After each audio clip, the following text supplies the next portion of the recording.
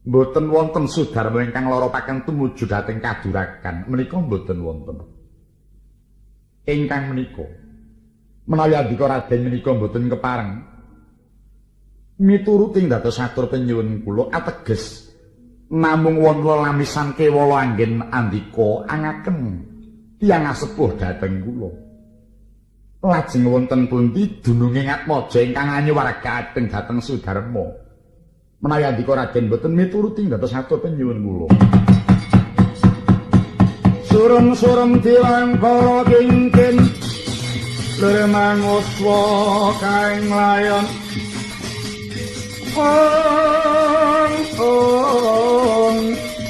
Kenyoyang memanis Watana mira ayong gumba putri Rapnyo maratan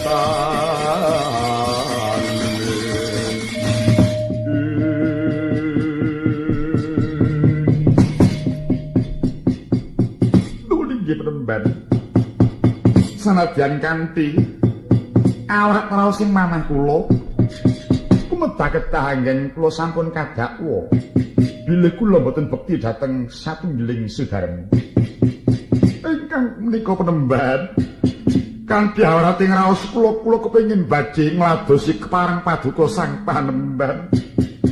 Lajeng mawi lampahan menapa ingkang sepados kula kelampahan nyuwargaken dhateng paduka sang panemban. Raden Narayana menawi kula tinatap Cakra Baswara tangih lamun kula saged pejah. Pinangka lampah supados kelampahan kula manjinging kasuwargan jati. Kepareng Raden tumulinggal nyipta dahana telenging nala.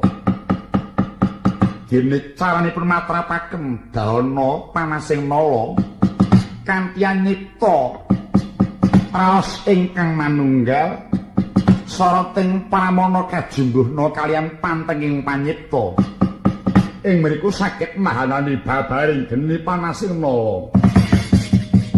Nuning boten langkung dhateng dika ngestakaken dawuh monggo tumulinggal kababarna Raden.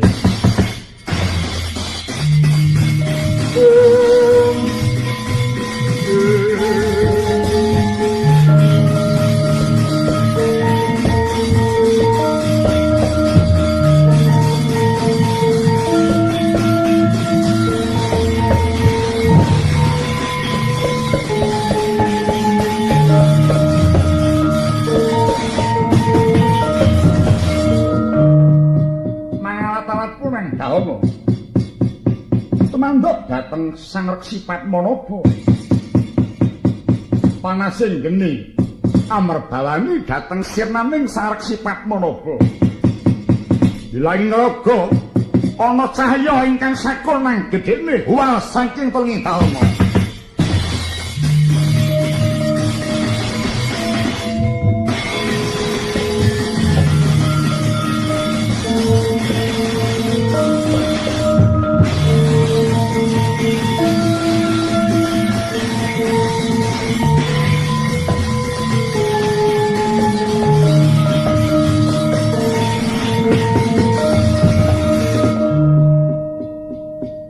Raden Narayana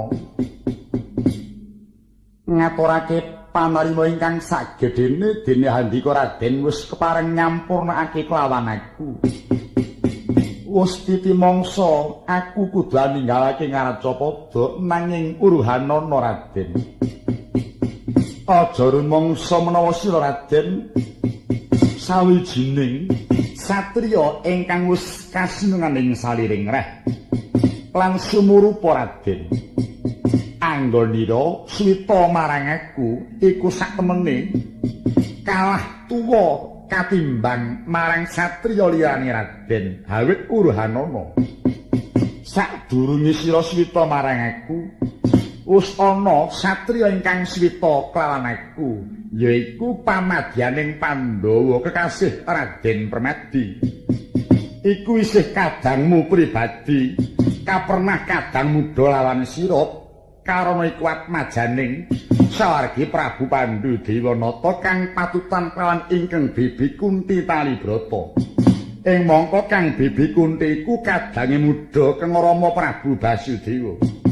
Ingkang mangkono Raden Narayana sira kelawan Raden Permadi iku tunggal guru nanging kalah tuwa kelawan Raden Permadi. Ananging pinangka manunggalake sekabehing piwulang kang wis tinampa marang Raden saka aku. Sira Raden Permadi kodrating jagat wis ora kena pinisah. Pesemone kaya dene suruh lumah lawan kurep lamun to kadul beda wujude yen dinigit tunggal rasane. Eling-eling lawan sira lawan Raden Permadi kuwi isih padha titising Bathara Wisnu. Raden, dina iki aku tumuli bakal manunggal marang anggaling Raden Narayana.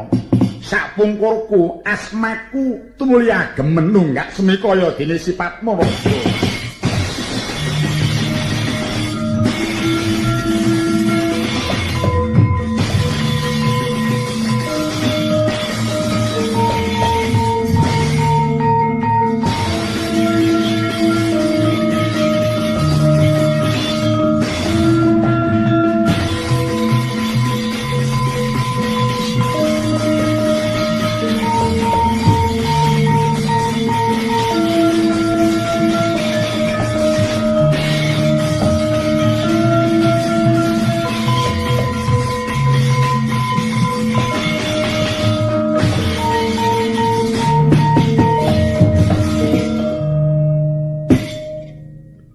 Rumangsa pagang trawangan atiku.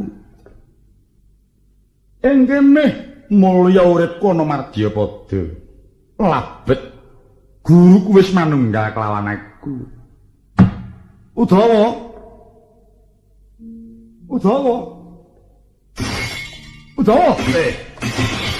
Wela dalah. Narayana iki. Oh, dadi wong ora betah melek. Lek kandha sapa? Ora ta wong aku ki teka kowe ora ngerti ngono kok. Hane ngene iki cipta. Ngene iki cipta kok nganti sarunge mlotrok barang ora krasa. Wah iya. Bar disene ya cik mlotrok wae. Kok kurang apa piye? Toh, apa? Ing atase kowe iki melu marang lakuku swita marang pandhita lah kok mung ngantuk kaya niku njur ganjarane tumeka saka ngendi? Kowe tak kandhani. Wong melek karo wong ngantuk ki ganjarane akeh wong melek. Ayo ben. Ora entuk ganjar lawan waton awake waras ra wis. Oh ngono to. Iya. Kowe mau ngimpi apa? Ngimpi kobongan. Sing kobong endi? Ya mbuh wong ngimpi kok. Neng ngono turumu mamung layap-layap. Neng ngono turumu mamung layap-layap. Iya ya. Udawa, apa? Kowe tak kandhani. Piye? Iki penembang sedo. Gek kapan? Lagi wae. Sing gerah ki ya apa? Ora gerah. Ning keparinging penembang pancen wis pinersake marang Gusti kudu dene kiswan yang ayunan.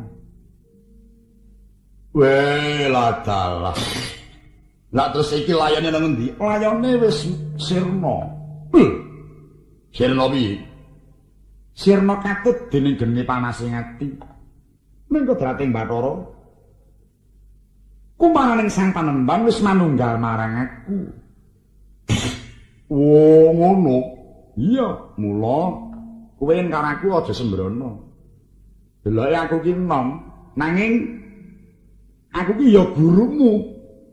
Marga penembang wis manunggal menyang aku. Oh iya, Pak Guru. Bekti kula, Pak Guru. Lho, kuwi jenenge malah jenenge ngumpak aku ning malah ngeblekke. Ayo wong bocah karo aku guru iki lho. Lho, pesemone iki ngono kuwi. Iya. Lan kowe tak jarwani. Akeh-akeh piwulang kang wis tak tampa. Sawise piwulang aku diparingi pusaka saka sang penembang. Pusaka telu cacahe yaiku kembang Wijaya Mulya, Cakra Baswara kelawan langkap Kyai Kesawa. Kembang endi, cakrane endi, langkap endi? Wis ora katon kabeh. Lah kok aneh? Iya. Piye to? Marga ngelingono lan ngerti ya. Kembang Wijaya Mulya ki mapane ana ing embun-embun. Dayane kembang kena kanggo maraske Wanara nguripake wong mati. Wah. Edian. Ampuh tenan dayan. Iya. Wah. Ampuh Pak De. Lakon bakal dadi kiai. Oh, kok tekan kono. Dene Cakra Baswara iku kena kanggo nyirnakake Satru Sekti. Cakra. Iya. Cakra iya. Duh. Dadi ora roh aku. Iya. Lah langkape. Langkape iku manjing ana rikma. Mula selawasku, urip ana Madyapada aja nganti ukel rikma. Sing mre. Iya. Terus Yen aku iki Triwikrama muntahkan pesanku nyenggol rikma. Banjur nyenggol langkap kang ana rikma. Ing kono aku bisa mimba bala 1000. Bala 1000 ya apa? Bala 1000 ki wujud buta. Sak gunung gedene. Weh, lho ning aja mimba lho saiki lho. Kowe aja matak bala 1000 ki lho. Ora. Aku ki matek kaji ning kudu nonton kahanan. Nek pancen wis wanci matek aku mesti matek. Nek ora ya ora. Iya. Terus aku diparingi aji jenenge Aji Naragapa. Ngono. Iya, kuwi manunggal kelawan bala 1000. Weh, iya. Lan kowe tak kandhani Dawa. Piye? Sak temene kowe karo aku kuwi lamun diurutake. Bener pernah tuwa kowe. Kowe karo aku iki dudu putrane Bapa Sagapa. Iki tok terangko ngendi? Bocah iki nglindur lho. Lho, kuwi tenang. Iki sabdaning Kangjeng Mrembang. Lah aku ki anak sapa, kowe ki anak sapa? Ala tanpa rupa aku kuwi anak ratu. Kowe ya putraning Nalendra. Aku Iya, anak ratu. iya. Lho. Kok terus mecece lho. Anak ratu. Oh, malah ora karuan. Ning sumurupa, kowe karo aku iki tunggal bapa siji ibu. Iya. Laire dhisik kowe tinimbang aku. Marga sira iku putraning Narendra Mandura. Rama Prabu Basudewa patutan kelawan ibu Nyai Sagopi. Weh, ladalah. Layak ambuku beda karo wong-wong liyane. Mula aku anggere kumpul karo yoga kok beda dhewe iki. Anak ratu to aku iki. Iya. Lah yen kowe kuwi Aku iki putrane Kanjeng Ibu Diwaki ning ibuku wis seda konduran. Gedheku di sesepi lawan ibuku Dewi Rohini. Dewi Rohini kuwi ibune Kakang Kakrasana ingkang patutan kelawan Kanjeng Rama. Oh ngono. Iya. Semene Kanjeng Rama iku garwane ana 4, sing tuwa jenenge Amirah, ning kena dibregonjak Ratu Buta jenenge Prabu Gorawangsa Ratu Ngwagra. Nganti patutan siji Basuwara Kangsa sing dina iki gawe kisruh ana Mandura. Iya. Kang angka 2 Ibu Rohini, patutan Kakang Kakrasana. Angka 3 ibuku Dewi Diwaki. Ingkang kaping 4 Ibu Badrohini, patutan siji yaiku Silara Ireng kuwi. Lah nek Larasati kuwi putrane Paman Arya Prabu Rukma kang patutan karo Nyai Sagopi. Adikku. Iya. Karo kowe tunggal ibu siji bapa. weh, ya mung siji kuwi Ora, iki ana tunggale meneh. sapa? Jenenge Hadi Menggala. Hadi sing enong kuwi Dudu. Hadi Mandura kok kuwi ra. Dudu Hadi Mandura. oh, tak kira kuwi. Dudu. Nah kuwi hati tempe kok kuwi kok. Iya. Dene Hadi Menggala kuwi putrane Ibu Sagopi patutan kelawan Paman Ugrasena. Wah, la wis ora karuwan.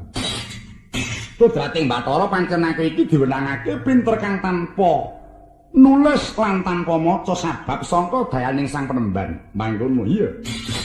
Malah iki sangka panalasku ora prayoga lamun to bali nang Widara Kandhang sabab wis dikiwanci. Aku kudu ngaturake daramu bekti kunjuk marang Sudarmaku kang sejati. Mula Udawa ya tak kampi suwan nyang negara Mandura. Ayo tak dherekake ini.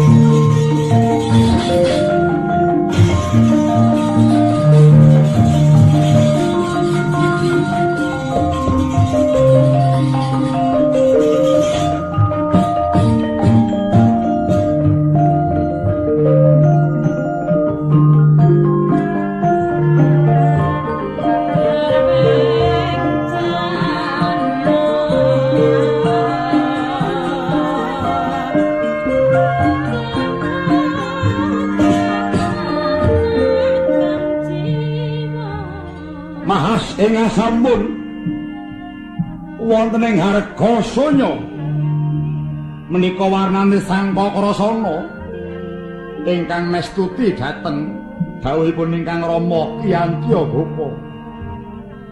Semedi malah dening sang Kakrasana ciptaning manah dalah samungkas nggih mangsa semedi lamun durung antun nugrahaning Jawata. Saking wontening cipta sang Kakrasana temah karya gegering kayuwangan Nargadana Datan Ganguk katungka awipun Bathara Brahma ngrojok mrengadyaning Agasanya kagiat sang Kakrasana diamangin jali dhateng Bathara Brahma.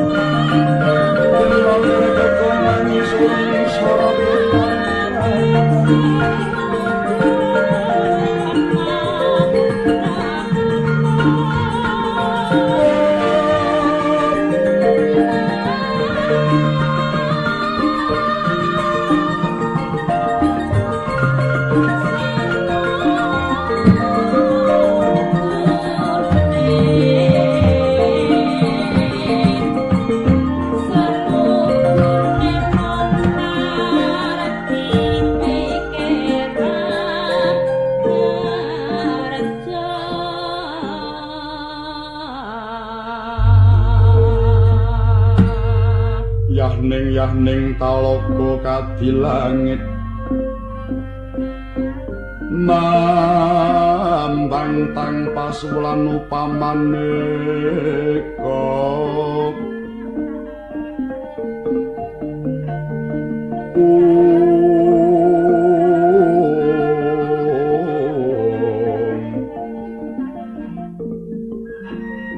Wintang kliwa kusumaya sumawur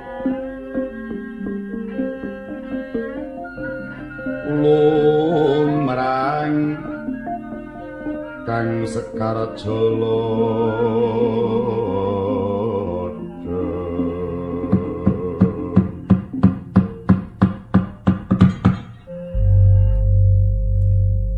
Sarawa Paduka Pukulun kula ngaturaken pangabekti mugi kunjuk wonten sahandhaping wada. Kulup Kakrasana. Wis ulun tampa kita ngaturake pangabekti kalawan jeneng ulun pangestu ulun tumrap marang kita Kakrasana. Kacatha ing astu kekali kapundi wonten mestaka mugi dadosa jimat paring pangestu Paduka Pukulun. Ukulun Bathara Brahma marepeki anggen kula mangsa semedi. Menawa paduka pukulun badhe ambanjut dhumateng pun Kakrasana. Kula Kakrasana. Ayo kadhuati bila panampa. Kulun ora bakal mitenah marang kita kulup nanging kayuwangan ngarga dana kaperbawan marang dayaning kita kulup. Satemah nguntalake ulun kundu turun mring madya padha ngupadi kang dadi tuk sumbering gara-gara. Mung sira kulup ingkang dadi tuk sumbering gara-gara ingkang mangkono nggih. Katarima kang dadi tapa kita dina iki kita darbe panyuwun apa? Ulun kepareng rawuh mrene tumuli bakal paring ganjaran marang sira kulup Kakrasana.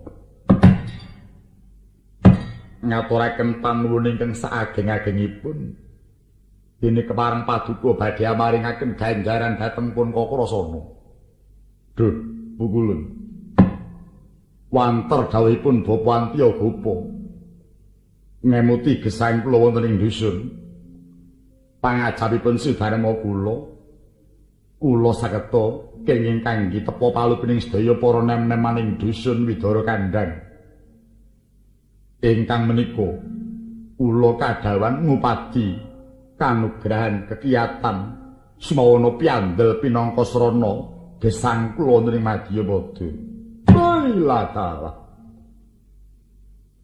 Kakrasana nun wonten dawuh. Ora kleru kang dadi sabdaning wong atuwa kita si Sagapa. Ngalingi lamun to Sagapa iku sipating wong tuwa ingkang lebda ing saliring reh ora jeneng aneh lamun to pituduhe amung tansah mengku karep ngluhurake marang asma kita.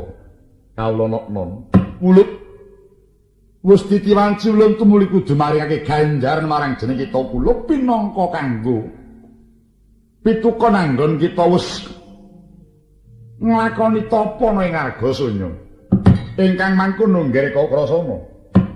Para ingkang mapana dina iki jeneng kita bakal ulun paringi ganjaran ingkang awujud aji loro cacahe. Dene anggone nampa kudu kanthi wening cipta sumanaing rasa. Bumi gonjang ganjing langit berpintang yang sama wedan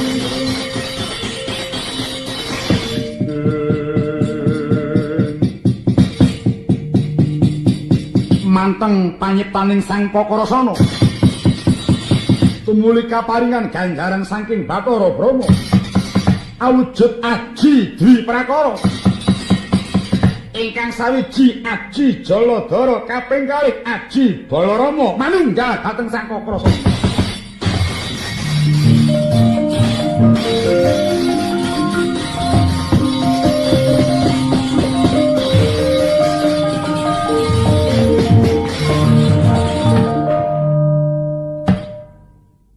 Bilih kepareng wuninga Pukulun ganjaran menapa ingkang sampun kula tampi. Kulup Kakrasana. Jeneng kita wis ulun paringi ganjaran aji loro cacahe. Ingkang sawiji sinebut aji Jaladhara. Jaladhara iku dayane jeneng kita bisa mabur ora beda dewa. Iku saka aji Jaladhara. Welakala. Aji Jaladhara menawi sampun kula watek kula saged mabur kados dewa. Iya. Dene ingkang angka loro sinebut aji Balarama. Menika menapa ingkang dados pangwaosipun. Aji Balarama kuwi dayane jeneng kita ora duwe rasa lesu lawan lungkrah. Aji Balarama menika iya dadiane mung mempeng mung tansah duwe krekat wae. Iku sangka dayaning aji Balarama ora duwe rasa lesu kelawan lungkrah. Ingah raos sing manah kula dene sampun nampi peparing paduka ingkang ndadosaken sengseming manah kula nggih Jaladhara kayan pun Balarama. Iya. Kajaba aji di prakara iku mau kula isih ana tunggale maneh nggih. enggal ulun epek-epek kita bakal ulun paringi pusaka loro cacahe.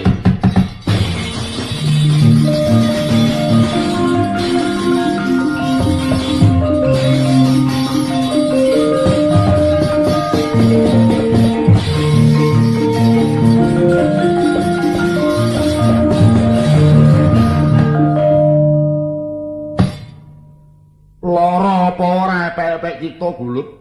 Lho nggih, mboten namung limrah kiwala. Nah, sumurupa. Pusaka kang wis ulun paringake iku mau ingkang manjing ana ing epek-epek kiwa iku jenenge Sanjata Nanggala. Sanjata Nanggala kuwi adapur angkus. Mapan ana ing epek-epek kita ingkang kiwa. Ini ingkang kanan wis ulun paringi pusaka yaiku Kyai Haladara. Haladara kang wis manjing ana ing epek-epek kita ingkang kanan. Ulut sawise kita nampa pusaka loro. Mawanti-wanti pitung kasulun.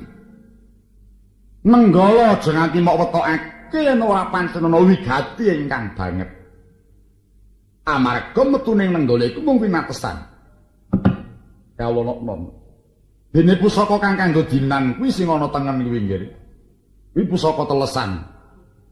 Kanggo dinan yaiku Kyai Haladara. Kuwi sak nggon-nggon sak karepmu anggon matrapake. Kawonoknon nuwun inggih. Kados kejugrugan ukir sari keblabaran samudra madu.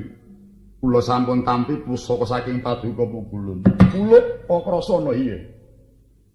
Sawise jeneng kita wis nampa kang dadi peparing ulun.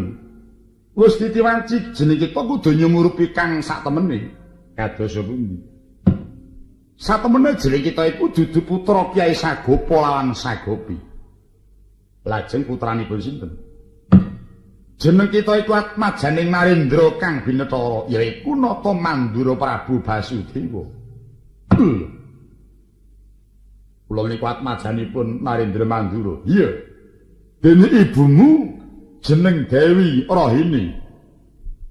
Dene Narayana iku uga putra Prabu Basudewa patutan kawan Dewi Dewaki. Ning sawise nglairake adimu Narayana, Dewi Dewaki seda konduran, njur adimu disesepi lawan ibumu Dewi Rohini. Mula katelah nganti kaloka duwe anak gondang kasih. Kalonokno.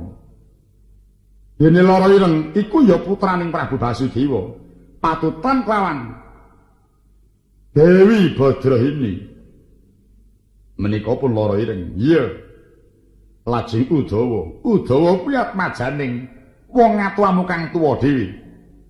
Nanging patutan kelawan si Sagopi. Nanging ngaten. Biyung Sagopi menika inggih Prameswarinata. Ya ning ora resmi nggih. Mung dadi samben. Ya mung kala mangsa mbutuhake iki Sagopi tinimbalan. Ngadhep nganti patutan siji si Udawa. Dadi laire Udawa kuwi sadurunge jeneng kita. Waduh. Mesakaken dhateng Biyung Sagopi aja menungsa ki ndelakon dhewe-dhewe. Oh mekaten. Iya. Lajengipun Larasati. Larasati kuwi ya atmajaning biyungmu Sagopi. Kaliyan sinten? Kelawan pamanamu Arya Prabu Rukma. Ingkang lenggah ana Kumbina. Oh, ngaten. Menapa biyung menika dipun wayuh kalih? 3 nggih. Sinten kemawon. Sawise patutan Larasati njur menyang Nglesanpura. Swita pamanamu Grasena ya dadi sambene pamanamu. Patutan siji jenenge Hadi Menggala. Menika wonten pundi? Ora katon. Mbok menawa jek ana Nglesanpura. Mekaten iya. Nuli prawaca ing dados dawuh Paduka Pukulun sampun kula tampi samendhang boten karempit. Kula kok krasana iya. Lan apa sababe dene-dene kita sakadang dititipaken ing Widara Kandhang? Iku mung sabab nyingkiri marang kamurkaning Siwara Kangsa. Kangsa menika sinten? Kuwi putrane tilas garwane Kang Rama. Yaiku Dewi Amirah ingkang biyen kena dibergonjak lawan Prabu Gorawangsa. Nganti patutan sawiji Siwara Kangsa ingkang dadi memanek jagat nganti dina iki. Mula kula Pakrasana wis titiwanci jeneng kita kudu wasaka Widara Kandhang manunggal lawan wong atuwamu. Awit negara mbutuhake marang tenagamu, negara mbutuhake marang labuhamu. Mung sira kulup ingkang pinasran nentremake praja. Amarga ala beci ing kahanan praja iku jibaku ana pundhaking para nom-noman. Mula wiwit dina iki kabeh para muda kudu manunggalake tekad. Manunggalno basamu, manunggalno negaramu lan manunggalno bangsamu. Yen wis padha manunggal kulup manunggaling para nom-noman iku mau kena kanggo mbrasta marang angkara murka nentremake praja. Lajeng napa kula kelampahan benjang saged nyirnakaken angkara kula wis ginaris dening Kodrat. Ya mung sira sakat ingkang kawenangake mlebur angkara murka nentremake praja. Lan eling-elingen nggih. Sapa ingkang ing dene bakal menang perang ya kuwi sing menang bakal dadi pengayoman. Wis kula kondur kayangan.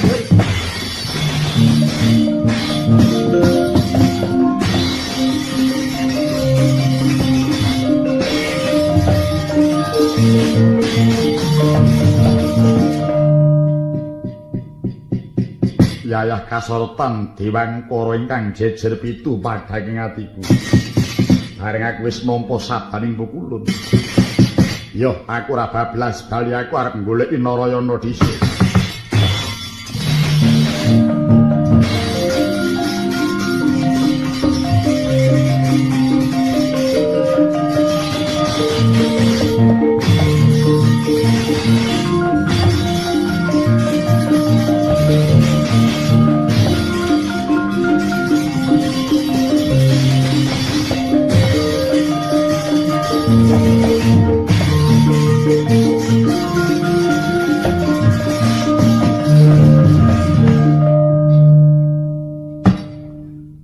Kakang Mas Pakrasana. Iya. Aku Narayana. Narayana, nuwun kula. Kowe kuwi jane ngrumangsani dhewe wong tuwa apa ora? Lho, ngrumaosi Kang Mas. Lah kena ngopo? Ing atase kowe ngrumangsani dhewe wong tuwa. Kok ora kowe bali menyang Widara Kandhang, kesuwen oleh mulunga saka Widara Kandhang. Udawa bareng nyingkiri pegawean mung ngluyur karo Narayana. Ya ben piye? Awitene aku wis ngluyur karo Narayana kok. Kakang Mas, apa? Sasampunipun kula til ingkang menggawe Widara Kandhang sinten? Ya mung aku. Aku nyambut gawe. Lah lajeng wonten mriki wonten menapa? Aku mentas nampa dawuh saka Bapa Sagopa. Kapuring ngupaya kekiyatan saha piyandel. Iya. Kok kowe ngerti? Namung mbok menawi kok. Iya. Mula undu-unduane wong sing mempeng iki kaya aku iki. Aku iki ora wegah nyang pegawean. Gedhe tapa brataku. Inggih. Karena Kakang Mas kala wau nembe kewala bibar tapa saking Argasanya ora ngaten to. Iya. Kok ngerti kowe? Namung pawartos ingkang kula tampi kok. Oh, kabar mempun nek kabar. Nggih. Undu-unduane wong tapa iki kaya aku iki beda karo wong ngluyur. Wong tapa iki anggere manteng panyiptane, lho nggih, ngantos ketedhakan pukulun Bathara Brahma. Iya. Malah aku diparingi pusaka. Pusaka kalih ajinipun kalih. Heeh. Ajinipun naminipun Aji Jaladara. Iya. Kaping kalih Aji Balarama. Bocah iki cak-cek to iki. Namung mbok menawi kok. Tak cek apa to wong luyur iki apa ya pinter. Aku diparingi aji loro. Jaladara kuwi daya panguwasane saged mabur kados dewa. Dene Balarama menika mboten gadhah raos lesu kaliyan lungkrah. Wontenipun namung mempeng ing pakarti lan mempeng ing saliring reh sebab dayane Balarama. Lah dalah. Kowe iki apa mah dadi dukun apa piye kok bocah iki cak-cek. Namung mbok menawi kok menika. Wah, lah ora karuan. Yaji Balarama karo Jaladara. Jaladara iso mabur. Balarama iki empeng terus ora duwe lungkrah. Boyo ngantuk meksa nekat. Marga dayane Balarama. Iya. Lajeng pusakanipun kalih naminipun Nanggala mapan wonten ing epek-epek. Kiring menika dapur angkus lajeng ingkang tengen kadunungan pusaka Haladara. Menika pusaka pedintenan. Wis ora arep omong aku. Aku ngerti kabeh ngono kok. Bocah iki pinter men wong luyur kok pinter men. Inggih. Beda karo kowe iki ngluyur ki entuk-entukamu apa? Oh inggih. Kula menika mboten gadah menapa-menapa. Gadah kula nggih namung menika Kembang Wijaya Mulya. Kembang wabrak apa? Kembang murah iki. Oh nggih. Namung menika kembang sanes sabaene kembang. Kembang Wijaya Mulya menika dayanipun kenging kangge mantunaken tiyang ingkang sakit lan kenging kangge gesangken tiyang pejah. Ya iya. Wadhe kembang iki kaya ngono iki. Monggo ngunggul-unggul ki ndekmu dhewe.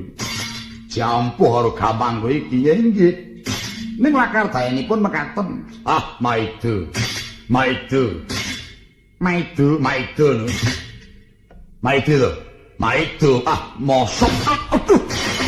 Aduh. Udah aja. Aduh, Narayana weteng iki senep ora jarak. Didodok Udawa. Waras. Lho. Aku iki tok wene apa kok senepku ilang iki, Mang. Menika dayaning Wijaya Mulya. Sorry. Udawa ki rembuga ngopo lho. Percobaan. Weh, keparat. Nyoba kok nyang aku. Weh, lah kok kembang iki kok ya ampuh mendayani. Inggih. Kalih Kyai Cakra Baswara kangge nyirnaken dhateng Satru Sekti. Menika dereng ajinipun. Kaping 3 langkap Kyai Kesawa, menawi kula watek saged mimba Balasrewu. Ajinipun Naragapa nunggal kaliyan Balasrewu. Lan kula saged ngertos sadèrènging menarah. Apa iya inggih?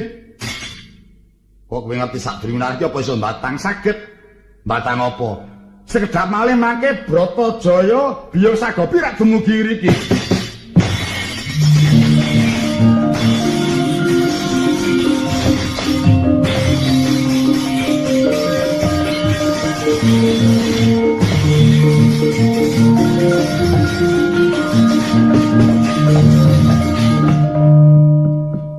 Biyung Sagopi ana apa mlayu-mlayu karo kowe lara ireng karo Larasati? Anakku nggih, anakku kok krasane aku tulungono ya nggih. Aku karo Adi mloro dipotho-potho karo bocah lanang. Dipotho-potho karo bocah lanang? Iya. Sopo bocahe? Ya jenenge Raden Permadi lah kae bocahe nututi aku. Wes sapa wani Crawasana mati ning tanganku. Wes sapa wani Crawasana mati ning tanganku.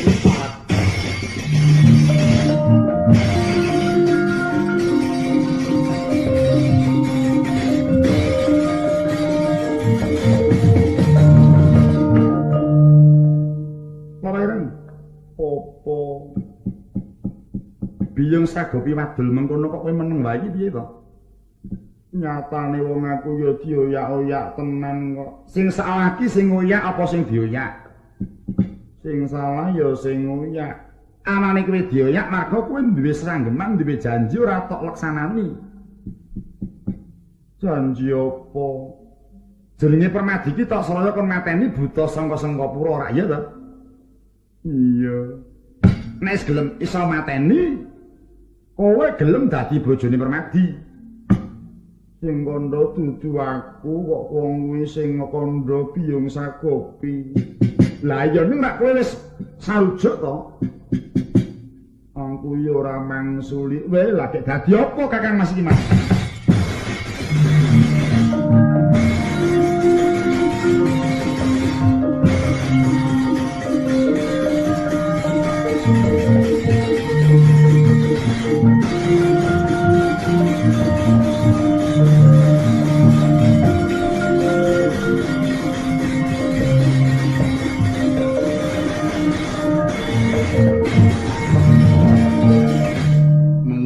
Apa patrape wong lanang ora ngerti marang kasusilan.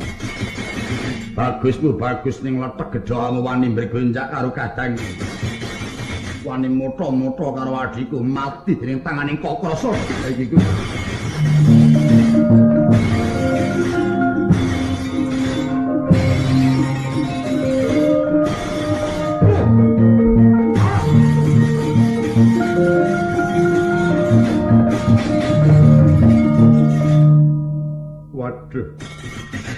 Bocah klemak-lemek ngidak suket ora pendeng junjung aku diceblok ana lemah kaya ditandur ora bisa obah. Yen pancen bisa wal bakal ndak gurun. Apa ajimu? Sekti tan wajil teguh senjata to. Aku walono. Aku gelem ngwali waton bisa maringake adine wadon. Wah, dudu karepe dhewe ya. Bocah mung lemah-lemar ngono kok. Dene kok peng-pengan temen iki bocah iki. Mula nggih, mula ampun sok demen ngina karo sepadaning titah ngoten. Aja dimeh niku kudu dienggo. Dimeh gagah perkosa nyepelek karo wong sing lentreh kaya ngeten. Wo. Nek gelem tumandang nggih ngeten iki ngeten. Ora kekan wiraga nek tumandang mesti tes ngeten. Hei, ceblok ki lemah mongso iso awal. Niku dereng kula. Kula niki ambak rupa kaya ngeten nek pun gelem tumandang, wah, ora remuk wong iki arep ora. Tenan. Ambak lemah lameh ngeten iki ning. Cek mesti remuk. Wis ora karuan. Aku wis tobat, aku walono ya tak aturke adik wadon.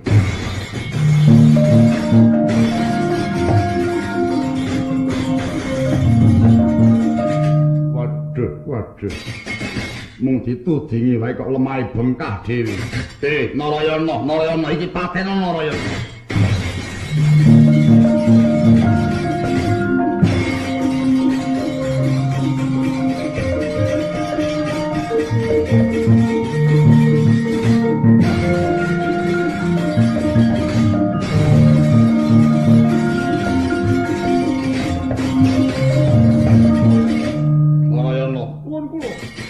Mejanane karo kakangmu bocah. Yen kowe ora iso mateni siji Permadi aja takon dosa. Walah kaya apa bocah iki lepas.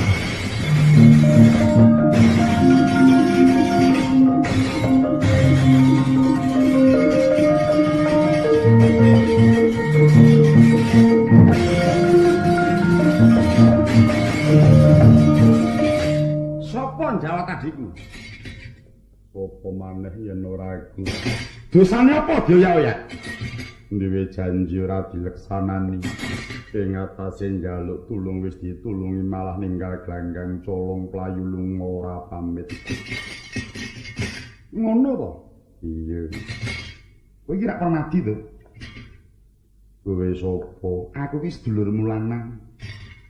Aku ki yang karo kowe tunggal darah Mandura. Kowe putrane Bebi Kunti. Mongko Bebi Kunti ki kadange muda.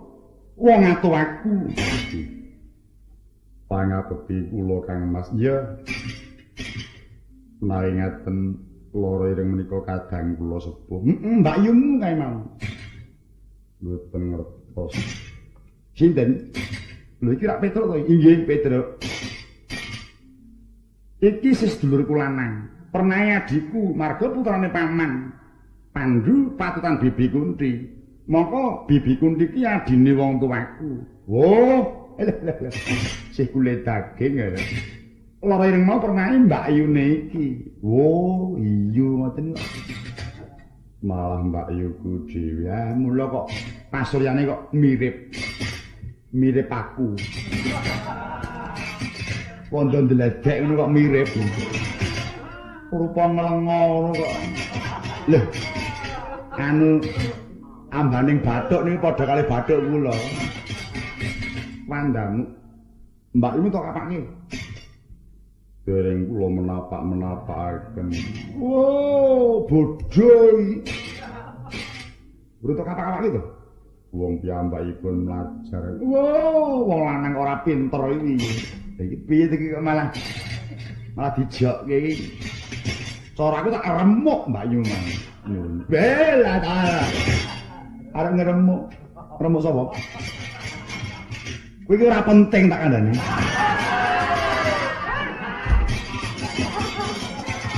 Kajake ora penting. Ora nek aku ya ora serem. Mau genep-genep kowe iki. Ya men ta. Saiki kowe tok tak bondo. Dipun bondo. Wis to manut aku. Inggih. Ning kowe tak kandhani. Pripun? Iki engko calone arep budal nyang Mandura, nonton adu-adu. Mula engko nek kowe wis tak bondo, engko aku arep duwe cara kowe tak kon nyemplungke nyang kali. Ning kowe tok mati ya. Menapa saged? Ah iya adik kaya dudu kancane Petruk. Kudu pinter karo kancaku. Kudu tertib. Wis ayo manut to.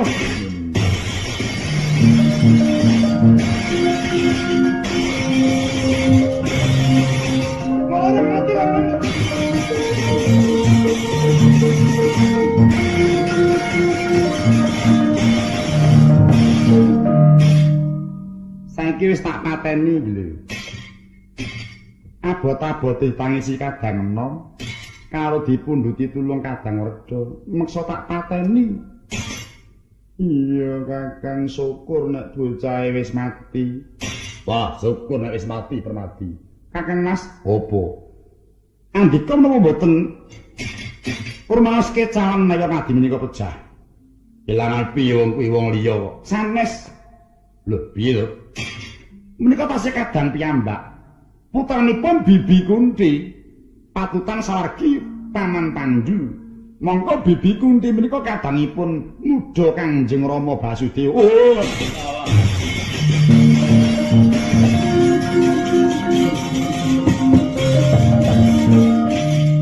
adikku Narayana.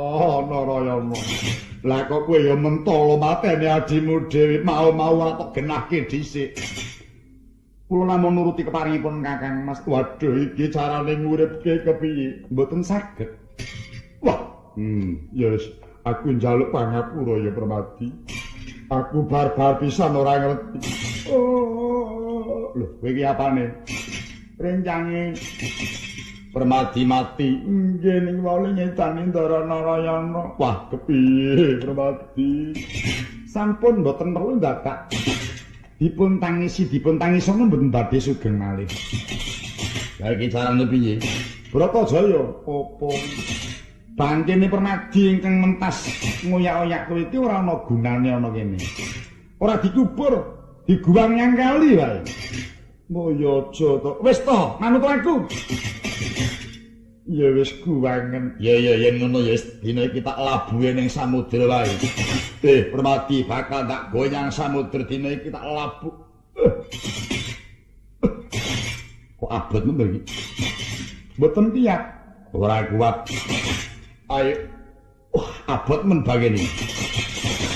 Kowe Narayana. Wah, lan apa kowe nggih kiat wong paduka mboten kiat. Coba mbok menawa kowe kuat. Le, mboten kiat. Le. Kunci demok tok ngono kok. Le, mboten kiat. Petro, alah kula meleh. Le. Oh, malah kula pun le. Pun lemes. Wong edan mentas nggawa abot. Lah ki njero sapa sing kon buang iki? Lara ireng? Apa? Pangrasaku